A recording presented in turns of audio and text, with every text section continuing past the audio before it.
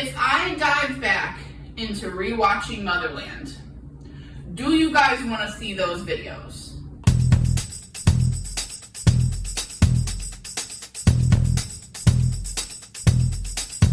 What's up, guys? It's Hannah. Welcome to my channel. Appreciate y'all stopping by the house. If you enjoy your visit, be sure to like, comment, and subscribe. Very much appreciate it. Love to see you guys around here. So this video, A, might be super long, B, might be super ranty, and I don't know. Y'all were like, we want to hear you talk about this. We like your perspective, and we want to hear what you have to say. So, what I'm going to be doing in this video is I'm going to be talking about the series finale of Motherland Fort Salem. I'm going to be breaking it down. I'm going to be talking about a lot of the issues that people had, what my side of it is, because personally I am very content with how this show ended, but a lot of people are not. Now, this is not to say that if you did have some type of disappointment, your opinion is not valid. I'm just trying to point out my connections that I've made to the show and some things that were brought up. I literally have like 4 pages of notes, so I don't know how long we're gonna be here. Overall, I was happy with this show in general. It's honestly my favorite show, like point blank period. I've never really seen anything like it as far as characters, world building, just the uniqueness of it. And I just have to say, like, at its core, Motherland has always been about the separation of witches from the rest of society, as well as the fundamental core 3 girls. That is what this show has been about. Why are they together? Why do we think they're special? What is going on? There's something going on with the 3 of them. That has always been the fundamental core of this show. And I feel that that's how they ended it. That's how it should have ended. So that's why I'm overall content with it. However, were there issues with this show? Absolutely.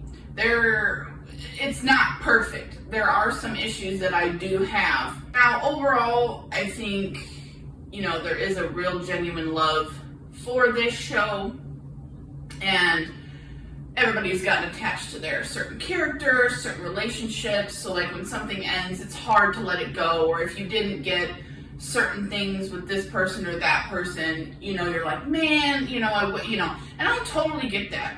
But like, Elliot was literally told, hey bruh, I'm gonna give you 10 episodes, 45 minutes each, to basically write 8 books worth of shit. Okay, so if people were going into season 3 thinking that this was gonna be a perfect season, you're out of your damn mind. There was no way that was going to happen. There is too much to this world for that to be the case.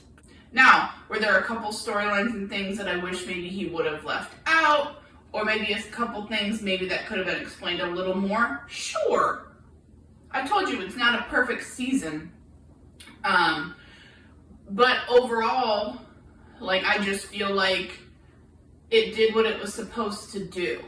So I feel like I'm already ranting, and people are probably going to strongly disagree with me, and that's okay. As long as everybody's respectful about it, respect everybody's opinion, guys, okay?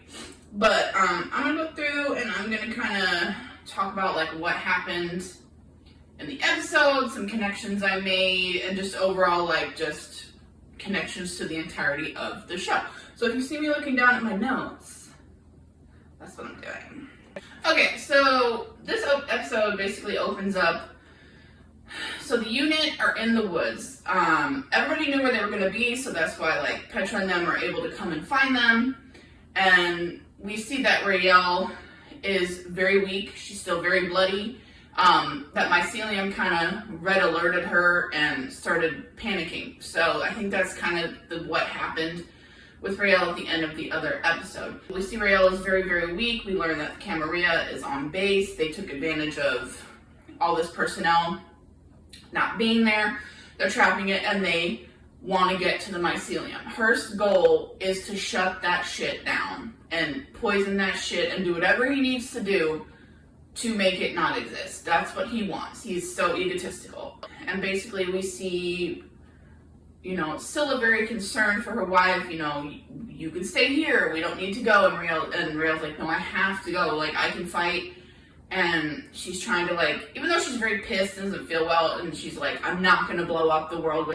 We need to go there, we need to fight, we need to get Raelle to the fucking Mycelium, and we need to move forward with this. So I like that they were like, you know what, we're gonna do it together, let's go get this shit done. So that was kind of the opening scene of this episode. Then we see that Izadora is still alive. She's not in the greatest shape. Lady did get her throat slit. And I was like, this is really interesting because I thought she was dead, but then in my brain I was like, Hannah, you just left her bleeding there, you know? Like, death isn't really death on this show a lot of the time. And I was like, oh, that's interesting. And then I kind of saw him, like, how Hearst was interacting with her. I think he feels, like, connected to her in the sense of, like, she's kind of the weirder witch, the science witch. He's kind of that weird science guy. And he kept injecting her. And I was like, is he trying to give her a serum to, like, control her or something? Because, like, he just seemed very sure of what he was doing. And I think he wants her knowledge about the mother. He is such an egotistical person that he's like, you know what? I know you're super connected to the mother. I'm going to let you see what I'm going to do to it. Like, that's how egotistical he is. And Izadora was like, she's going to fucking kill you. Like, Izadora did not give a fuck. She was like, I am done. I am crazy too, bitch. Come at me, right? We see that Hearst has put Penelope in the chamber, and he intentionally gets her mad so she will deform. And listen, say what you want, Hearst is very, very smart, and I like him in the sense of, like, this, like, comical, thinks he's above it all, like, just element that he brings. It's very interesting, and I like to see, like, how people react or, like, play off of him. I like it. So I think he was a great villain. We see Alder in a different country. She's continuing to track the last lost line of stewardship. She doesn't know where it went to, so she is in a different country. However, we see that military personnel do not like to see her in their country because they don't like what her military would represent. Because Alder was never the nicest lady, okay? So I found that really interesting.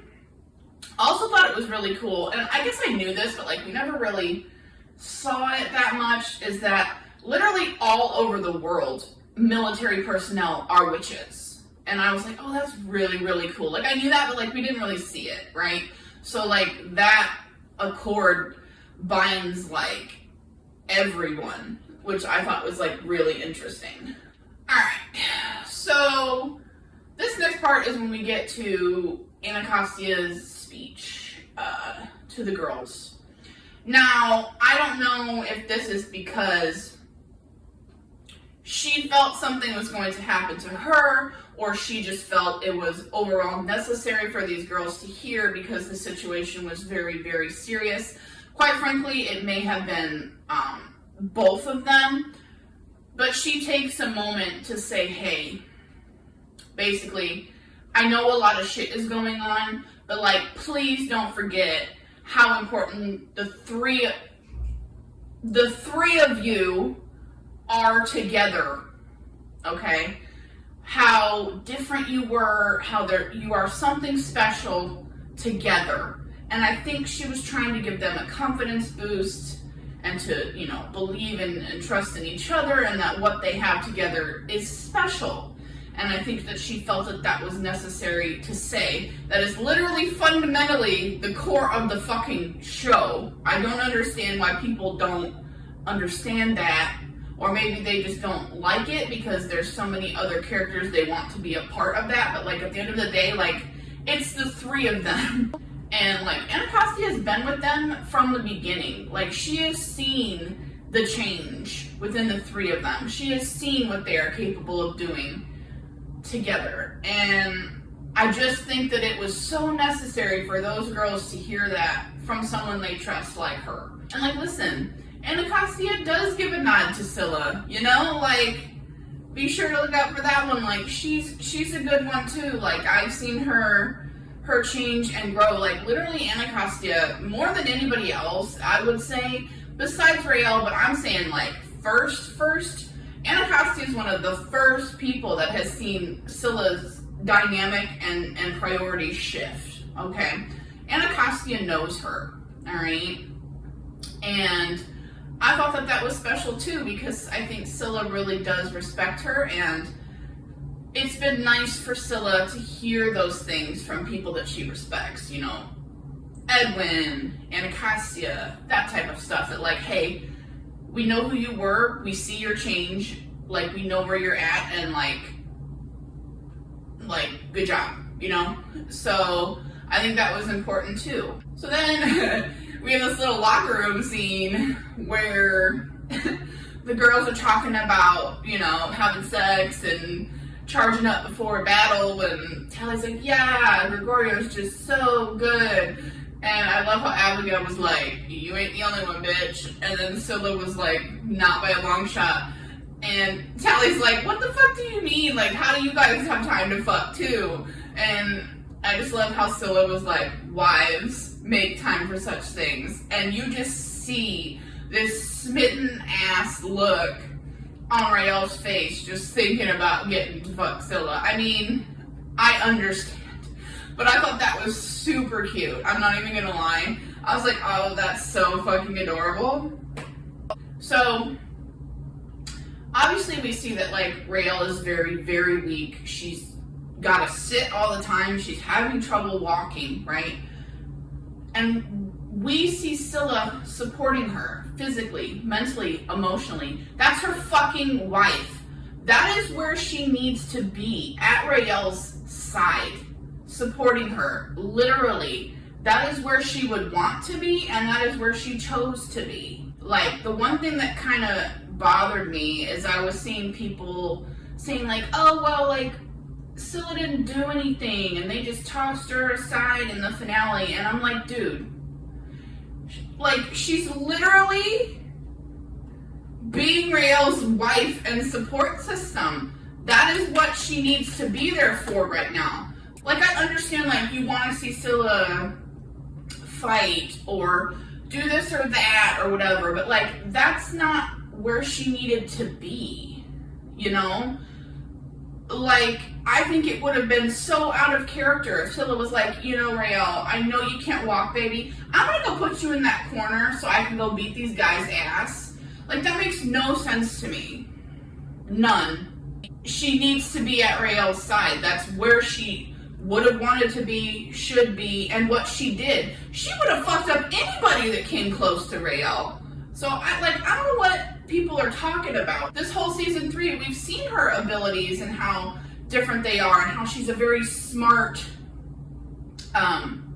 like, fighter. She's not in the major offensive combat fight style. She's different. Like, we've seen her use abilities. I don't know why people are, like, complaining so much that we don't see her use stuff. I'm like, we do, though. But then at the end of the day, this episode was literally leading up to why these three girls are connected and what they need to do. So I don't know why Scylla would have to be, like, a part of that. Like, she was where she was supposed to be, which was at her wife's side, offering her love, comfort, support, literally and non-literally, especially later in the episode. So, like, Scylla felt where she was supposed to be, to me, as far as, I'm like, Scylla would do that. Like, she's literally would do that at this point. Like, that Raelle is her fucking thing. Like, I feel like I got ranty right there, but, like, Scylla was meant to be with her wife in this episode. Like, it's just, it is what it is to me. Okay, so this next part here, the death of Anacostia Quartermain. I think this is a big divide that people are having. Now listen, do I want her to die? Absolutely not. Okay. Do I understand in the grand scheme why they may have killed her? Yes. First and foremost, and I'm not saying this is an excuse, but Demetra McKinney had other obligations. I don't know if she booked another show or something, but she was not going to be able to be a part of this show any longer. She has stated that. Elliot has stated that. Not saying this is an excuse to kill a character, but if Motherland would have continued, she probably would not have been on it anyway. Okay? Now, here's the thing. Am I overall satisfied with how she died? No, I'm not.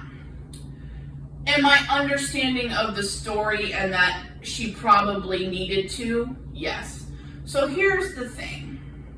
That whole situation of the four of them, they knew that, like, the Camarilla had, like, tech and things, but they didn't know to the extent of what the tech was. This was the moment they learned what the tech was.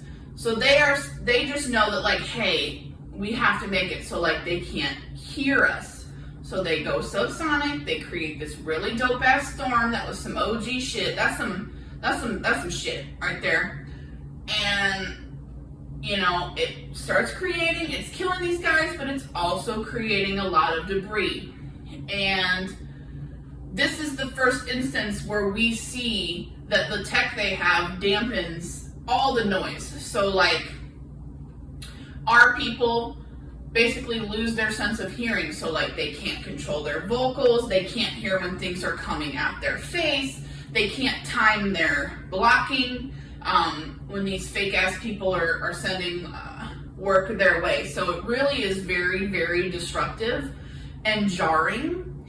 And in that situation, Anacostia is the only one who realizes that something is coming. She sees it. She doesn't hear it.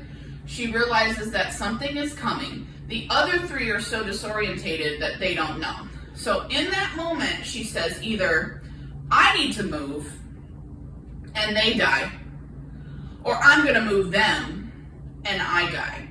And it is such an Anacostia thing to protect someone. So, like, no, I'm not unsatisfied that she, like, she would have done it. She would want them to live. And I think that Anacostia has always had this kind of mindset of, like, this is my mission. I need to do this for everyone else. I need to make sure everyone else is safe. Like, she never, like, overly planned for, like, the things ahead. She was always in the very present.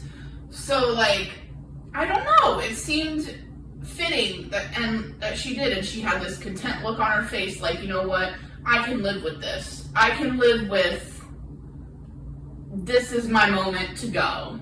Because, you know, overall, this is the first time they're learning about this tech. Unfortunately, a mistake got made, and a loss happened in war. Like, it is what happened. It happens, unfortunately.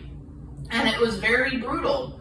And, you know, I almost feel like there did need to be a real character death, because this show literally never kills anyone, which, like, listen, I can appreciate that, but at the end of the day, like, you know, there needed to be some type of impact, you know what I mean? So I can understand it. Like I said, I wish maybe a little bit different somehow, but I do understand, like, the mechanics of, like, what was going on, like, in the scene, for sure. So yeah, that's my 2 cents on that. So we see Alder kind of exploring some more, reading some books. She's kind of learning that this steward was a slave. She was passed off. People were, like, happy to get rid of her. So that's kind of like the trail that she continues to go on. We also see that Sterling and Petra figure out that Penelope has been put in this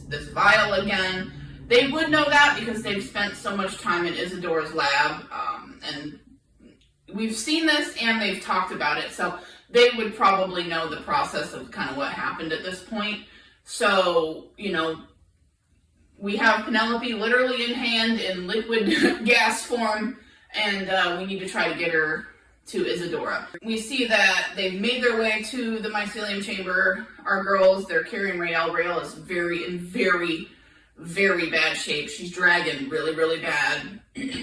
And this is kind of where we have a big confrontation where Hearst activates the sound dampeners, and you can see like Tally and Abigail are like yelling at each other, but they can't hear. The one thing I really liked is that anytime their hearing was malfunctioning, the audio changed. So like you also were like distorted, and I liked that because you could like keep track of like when they can do their stuff and when they can't. I thought that was like really, really smart.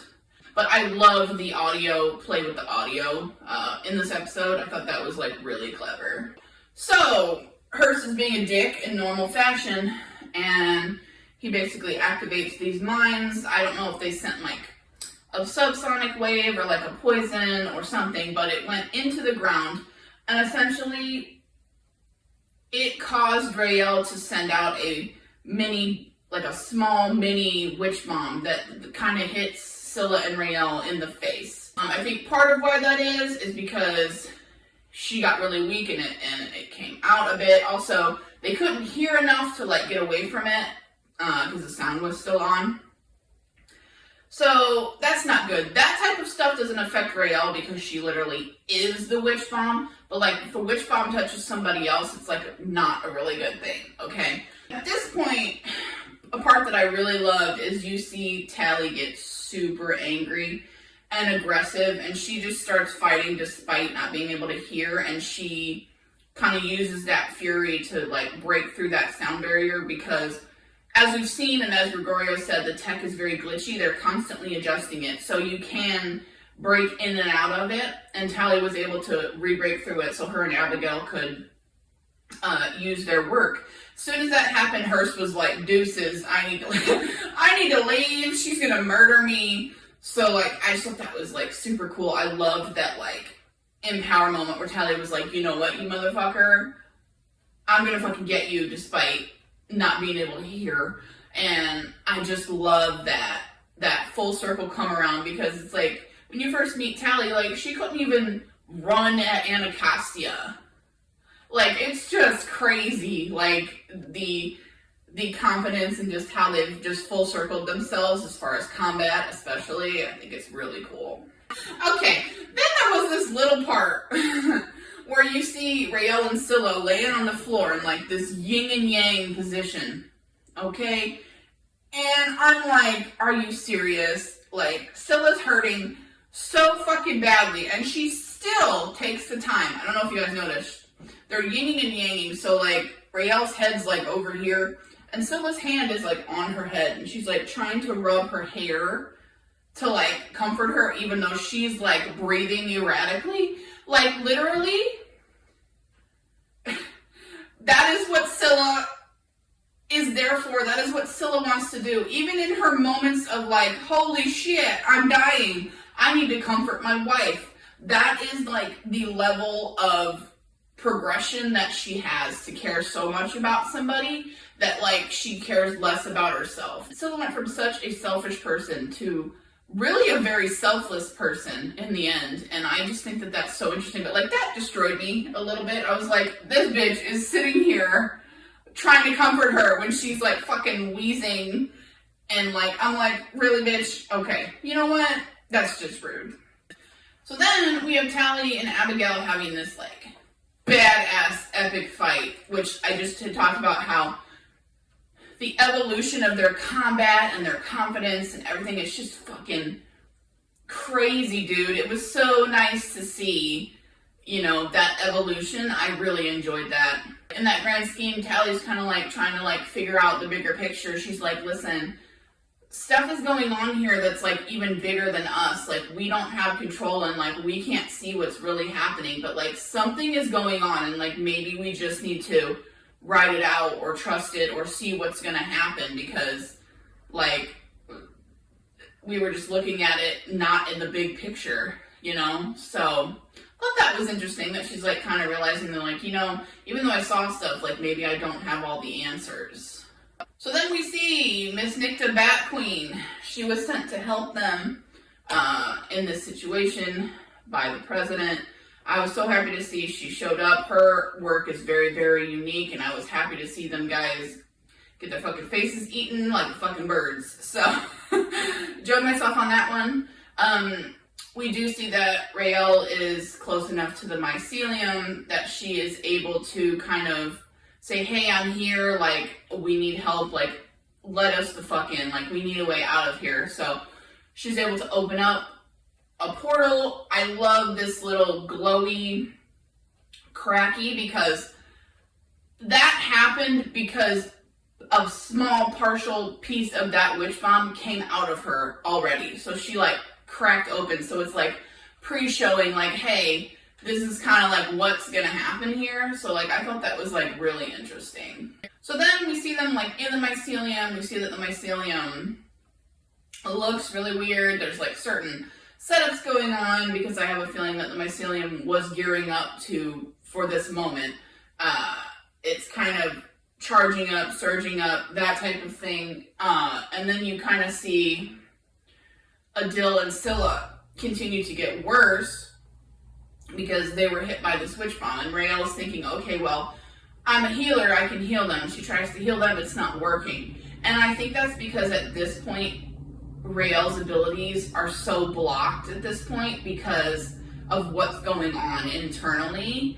She's not able to focus or do the normal type of work that she is used to doing.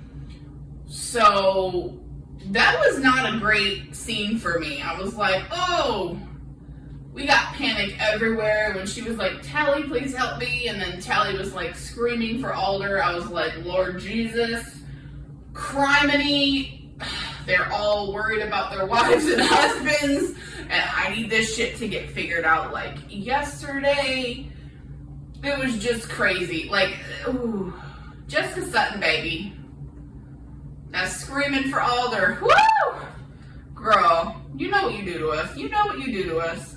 So then there was this scene where we had like Hearst and Silver and they're like talking and Izadora's there. And for the life of me, I couldn't figure out why Izadora was there, just standing there. And I was like, I wonder if like Hearst thought he was like controlling her or something because he kept like injecting her and stuff. And like he just seemed so calm and content having her there. I was like, he must have done something, or at least he thinks he did something, but like Izadora's a queen bitch.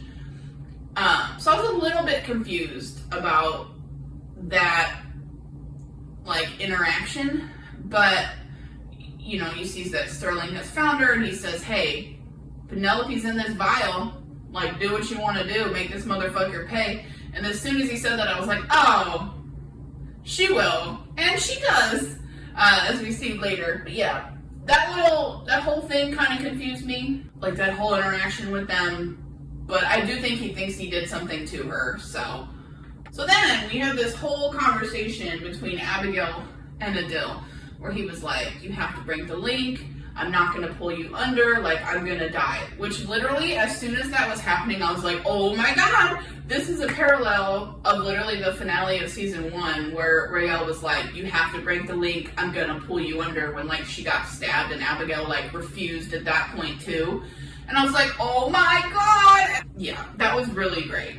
To show that, like, even now, she refuses, like, if you're going, I'm going. You know what I mean? If she really cares about you. So then, we have this whole scene with Raelle and Scylla, where Scylla's just holding her hand, kissing her hand. I was like, really, Amalia, thanks for that, bitch. Like, fuck you. And essentially, Raelle is asking Scylla why. Like, why do you think I was chosen for this scenario to be the one that is here now? And, you know, I think in that moment, Scylla needs to be the wife. She needs to be comforting. I think she calmed Raelle down enough so when Tally was like, hey girl, I'm gonna need you to blow up, she was calmer, she was more prepared to hear that like somebody believed in her and that there was a reason that she was here in this moment. And basically Tally and Raelle and Abigail kind of have this conversation where Tally's like, listen, this is about us, the three of us, this is about us, it's always been about us, and like what we can do together, what we're meant to do together, like we're gonna do this together and it's gonna be okay, I have to trust that, like please trust me. And there is so much trust and faith in each other there that even Raelle, who was sitting there, well, laying there, struggling, is like, you know what, Tally, like, it sounds good, like, I trust you, you know, that type of stuff. Like, they believe in each other that much, that, like, even in this situation, Raelle was like, okay, like, I just have to trust her. So, like, I just thought that was, like, a really good conversation and a necessary one, like, even though there's bad stuff happening, like, we have to do this together and like we have to see this through. So like I just felt that was like very important.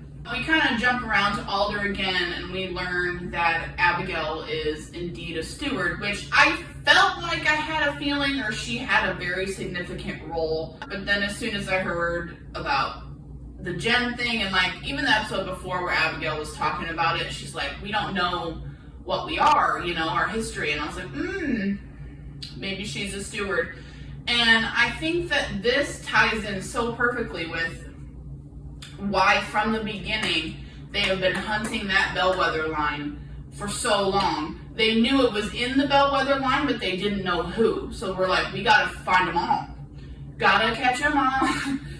On top of like, partially probably why Abigail felt so different and like her work was different and like she felt like there was some big purpose for her, but she could never figure out how to fit in or where she fit in, and like this is how she fits into the grand scheme big picture. The earth and sky is like the combination that like happens with the song, and that, you know, it's inherent to the line. Like there's a predetermined time where this song will need to be sung, and like depending on who and when and how it's sung, it's either gonna break something or make something. So this just goes to show that like, again, these girls are meant to be together. These girls all have specific roles to play. From long ago, this was something that was like seen and foretold and that the mother Mycelium probably knew.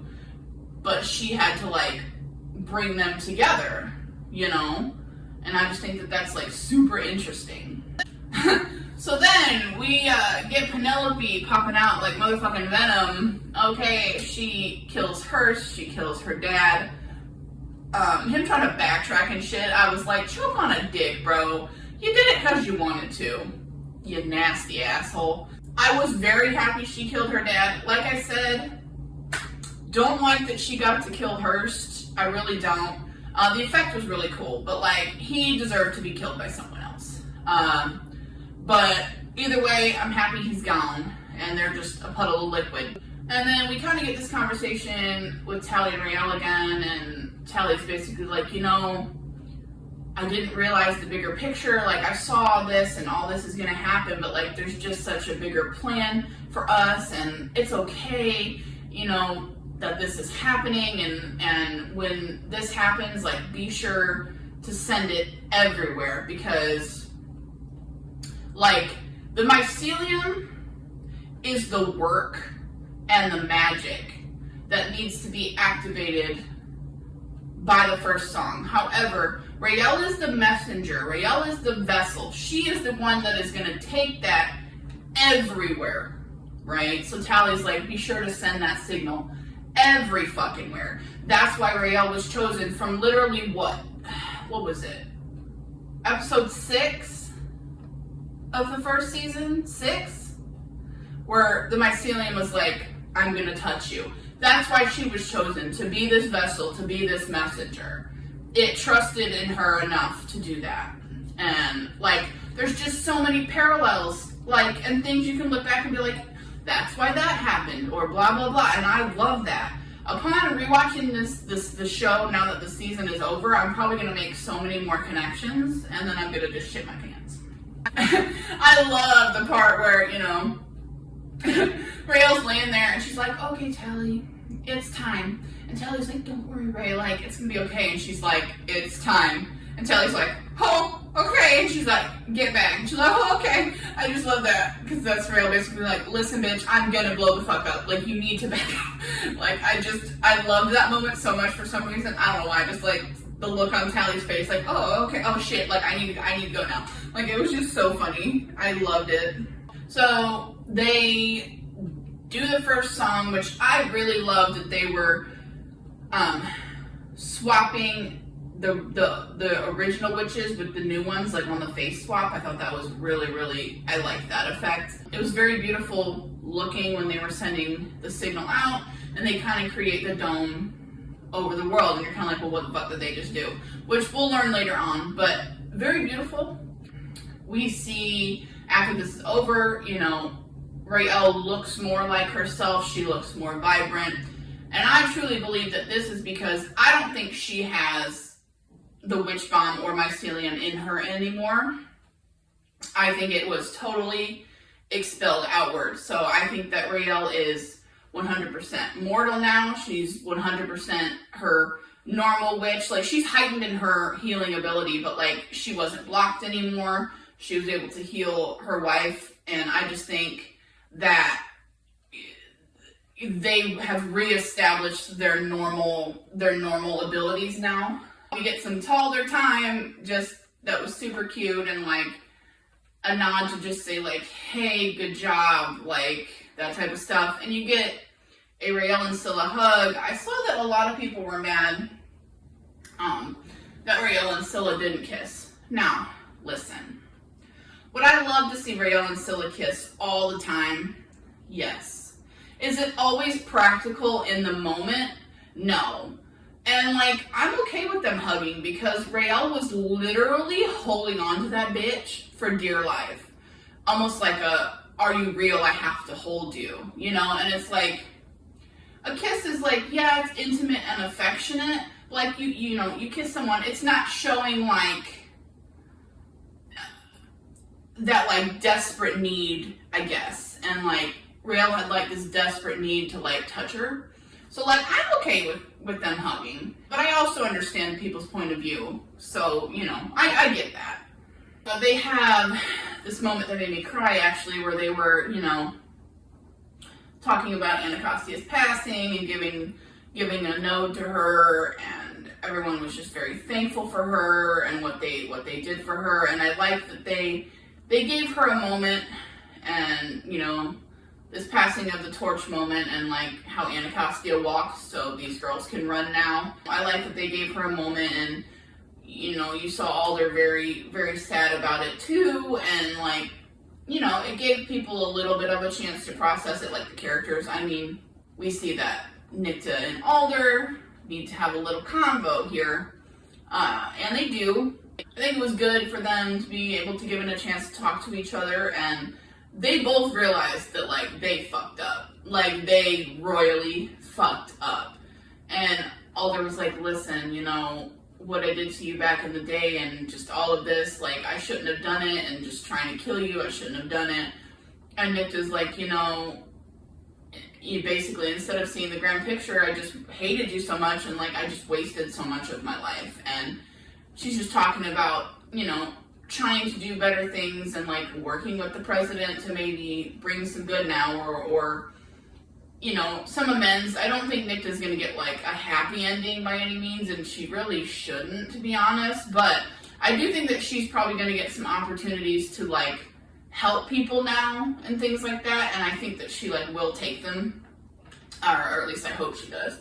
But it was a nice conversation for them to be able to have, like, kind of have some closure for each other. So we see that Tally was given her sight back. Personally, I think it was restored to her, but I was happy she was going to get it back, because I did feel like she deserved to have it back for the sacrifices she made and like how selfless she was.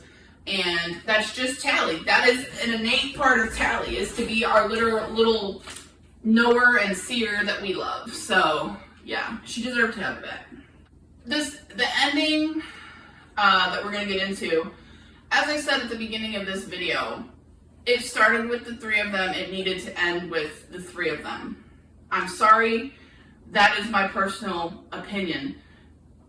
Scylla is a big part of this show, and she's a part of the unit now, but this build-up has been happening since back then. Like, Scylla was not a part of the big scheme, grand picture of, you know, the Mycelium and healing the world. She just wasn't. She never was a part of that story. Scylla had her own amazing arc and story growth, but it was never had anything to do with the overall big picture plan. It just didn't. There was no need for her to be in that plane. I'm sorry. Like, that would make absolutely no sense to me. It just doesn't. But anyway, the three girls goes up in this plane with Alder. They talk with the mother, and basically she's saying, hey, you know, back in the day, I merged with these 6 women. You know, they decided to separate and spread themselves across the world, basically. And their gifts, they became feared and were called witches. So basically, I have made everyone a witch now. This show has always been about the divide between witches and non-witches, the hatred of it, the separation of it, the issues that the separation has brought. So Mama Mycelium was like, you know what? Whether you're a good person, bad person, whatever, everybody is going to be a witch. I thought it was smart because I was like, how are you going to, like, get rid of this issue of everyone's not the same? And I understand that everyone is not the same. Nobody is the same in personality or whatever. But what I'm saying is, for the show's fundamental core, that was the issue of the show. You know what I mean? Like, it's not gonna, like, just change things in an instant. And, like, there's always gonna be hatred, no matter what. But I'm saying, for the fundamental issue of this show, it has literally always been witches versus non-witches. And now that can't be a thing. Like, that can't be the underlying reason anymore. We're gonna go into a new chapter of witches and how we do things in life. Like, I personally like the choice. I don't know, just, like, levels the playing field, I guess, as far as the issues of witches. Like, it just levels the playing field. Like, everybody is one. So, like, what are you going to do with that now? You know what I mean? When that can't be your running excuse of having an issue, is that this person's a witch. Well, you are too, bitch. So, I like it. Personally, I do. I don't know. I think it works for the show. Like, what the show's about. She was saying, like, it's up to the three of them now. Like, we need to find new stewards. You know, we need your vision, your care, and your fury to, like, lead these new witches into a new chapter of life. The same as the 6 did at the first time. And they're like basically the new 6. And I loved when she was like, your vision, your care, your fury, because literally that also goes back to the fundamental part of that's their literal individual specific work as well. Like, Tally's a knower, Raelle's a healer, Abigail's a blaster, on top of, like, it just has so much more meaning now to just how they are as people. So I love that line, personally. And basically you have Alder thanking them for doing what they've done, for opening her eyes, for changing things for all witches going forward and the witches of the past. And I really love that, and how, you know, she was basically like, okay, like, it's my time to go now. Like, this is your guys' time to lead these new witches. I love that. And then she, like, faded off into the sky. That was a really, really, really, really, really pretty shot. I'm not gonna lie. And then it ends with our 3 girls in this plane, and they say, let us begin in mother tongue. When that happened, I literally got fucking chills, and I still want to tear up thinking about it, because it's so amazing that, like, that's what the first 6 witches that ever existed said, and now these new chapter of witches are saying it, and just going forward, like, it just leaves so many doors open, and I just love how powerful it was, and it just brings it back to the whole point of the show, which is the 3 of them are meant to be here together for this big world scheme picture. It's fantastic. Like, the cycle that you see. And I don't know if people didn't see it, or they were too upset to see it, or maybe they didn't like that that's how it was because they like this character or that character, or they wanted more of this or that. I'm not sure. But to me, for like the overall grand scheme picture of the show, for how it started and how it ended, I think it was really, really good. And the funny thing is too, so my mom has watched this show, not with me, but she has watched it since the beginning and she keeps up with it. And I watched the finale with her. I was like, let me get your opinion, because people are like so, you know, divided. And my mom was like, I thought that was really good for like what the show has always been and like representing, you know, stuff. And I'm like, thank God. So, you know, and I've actually come across a lot of you who feel similar in the way that I do. And then I've also come across people who don't. And like, I guess I feel, I am not underlying anybody's opinion who was disappointed or had a hard time. I just feel bad that like you didn't have a better moment with it, I guess, because like I felt super connected and made a lot of connections. So I guess I feel bad that other people couldn't, I suppose. So I don't know. Maybe this video would like help you maybe see some things, or if maybe you were able to rewatch the show as a whole, like maybe you would see some of the connections a little differently. I'm not sure. But at the end of the day, I just think that our love for this show is so strong that, you know, it's hard when something ends, you know, basically point blank period. It's very hard when something ends and like you want more of something, you know? So one of my main issues with this season, which was gonna happen anyway, is that there were certain aspects that were very, very, very rushed. There was absolutely no fucking way that it wasn't gonna be rushed. I'm sorry, like, he had so much that he had to do. There was no way. Like, we were, like, in season 1 and 2, we maybe had, like, 1 or 2 conflicts an episode. In this one, we were hopping to, like, 5 or 6 things to move the story, okay? So, like, listen, definitely felt rushed. I will 100% agree with that statement. But I'm also not going to sit here and say that I am surprised by that, because there was no fucking way. I'm sorry, there was no fucking way. Some people didn't like maybe how open-ended the series ended, but I personally do like how open-ended it was, because it leaves the door open for other things within the universe. But people didn't like how open-ended it was because they felt like some of their questions weren't answered, or they didn't like how maybe certain people were left. There was a massive, most of the issue I was seeing was regarding Scylla. They didn't like that Scylla didn't do anything in the finale as far as like fighting. They didn't like that she wasn't in the plane, which I've covered a lot of those things. They didn't like that they were like, well, she ended up at Fort Salem where she hated. And my thing to that is like, or they were saying like they didn't end up at the lighthouse and blah, blah, blah, you know, that type of stuff. Okay, so my my counter to that is, one, he has literally fan serviced us so much with Raelle and Scylla, okay? To the point where they literally fucking got married and none of them died.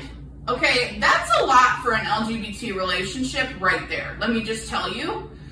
But my thing is, I've already talked about, you know, Scylla's role in that finale was where she needed to be, okay?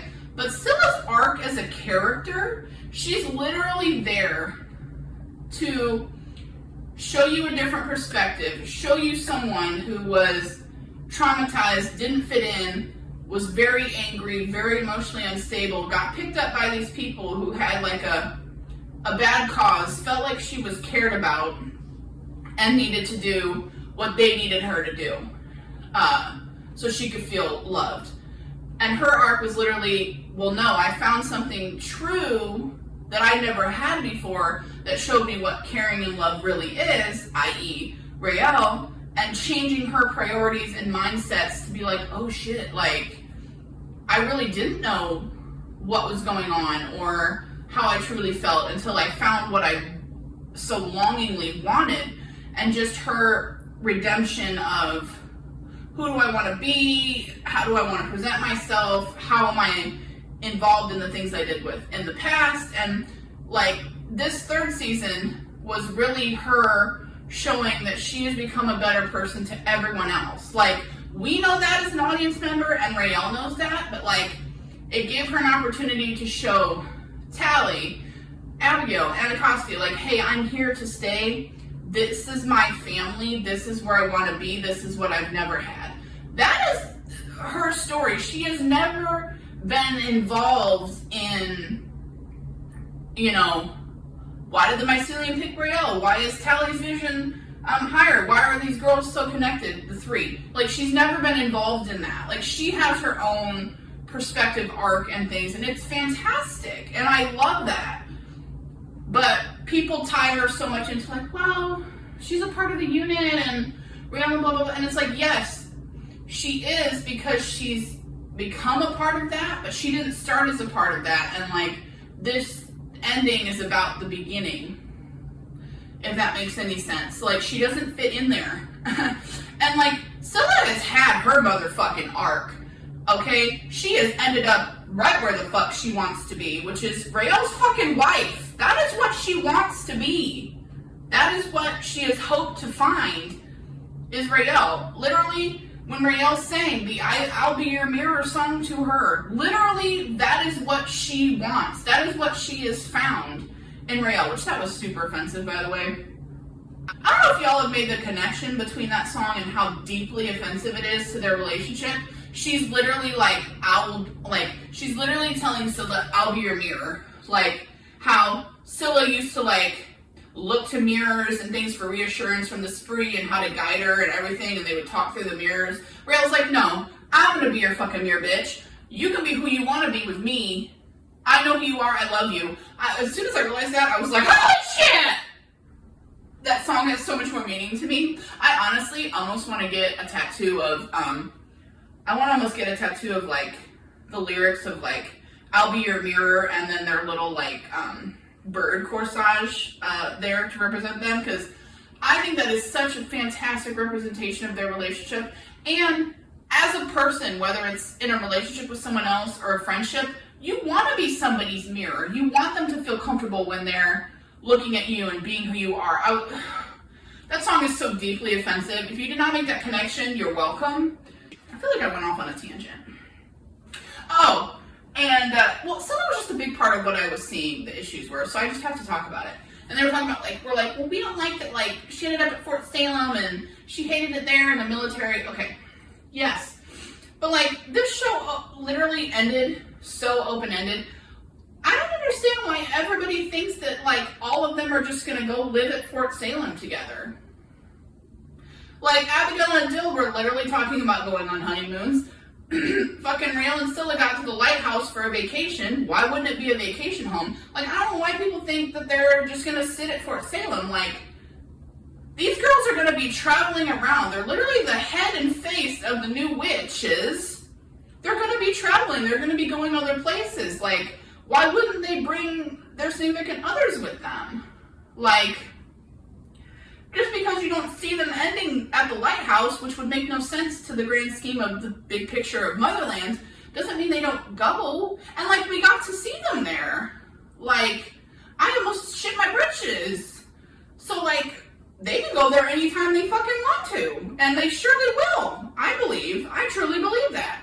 Like, I just don't understand why people think that, like, they're gonna be stuck at Fort Salem. I didn't get that impression at all. I was like, they about to go do some crazy other unworldly shit, you know?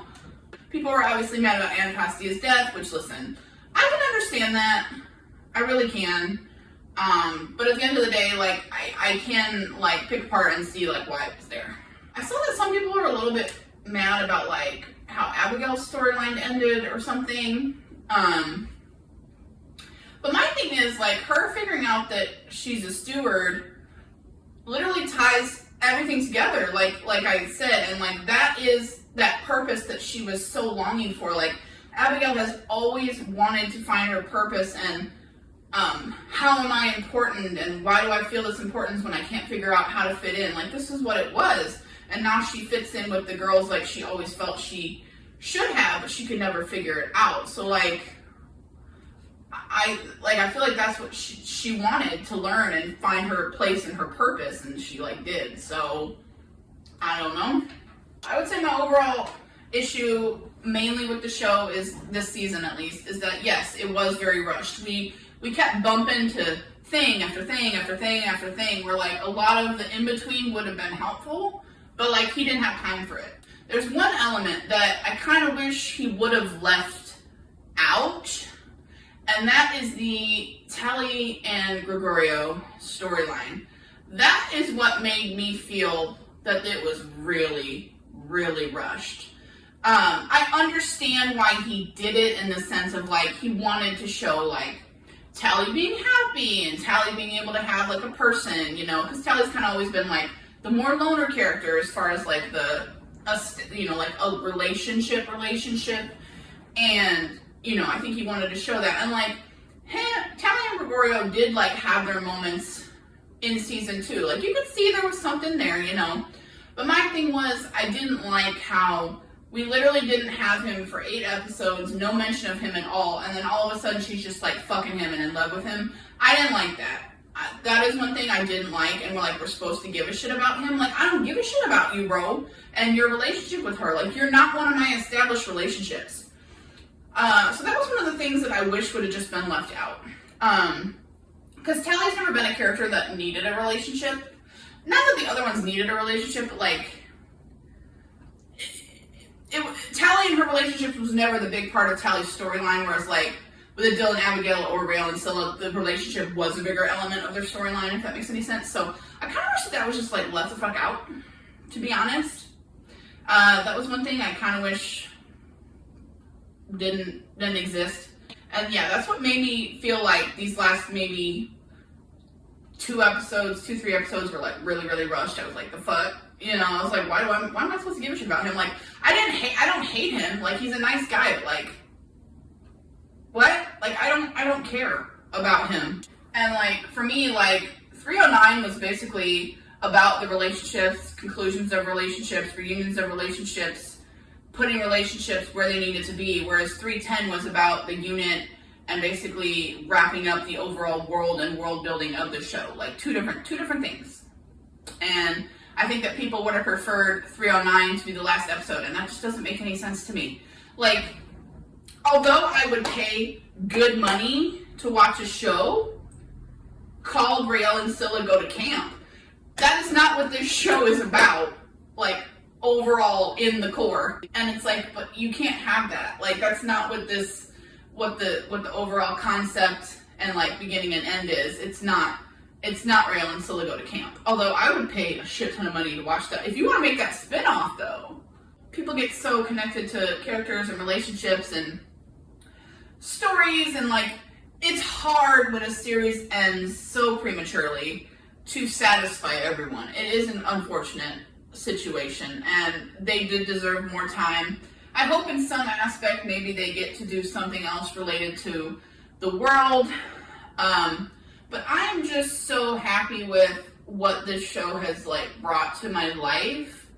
And, you know, the cast, the fandom, the relationships, like, we were very lucky to get a show like this, and I'm very happy that it existed. I'm very content overall with what I got, and I just wish that more people could see that or find that connection within it, and I don't know, maybe through this god-awful hour-long video probably by now, you guys will be able to maybe see a few different things. I 100% understand the point of view of maybe someone who wasn't satisfied, but at the same time, I was, so I just want to get my point across. I'm not calling this show perfect. I'm not calling this season perfect. There were some things that could have been done differently, but overall, the connection, the detail, the bringing it back to what it's fundamentally about, I think was done really, really well.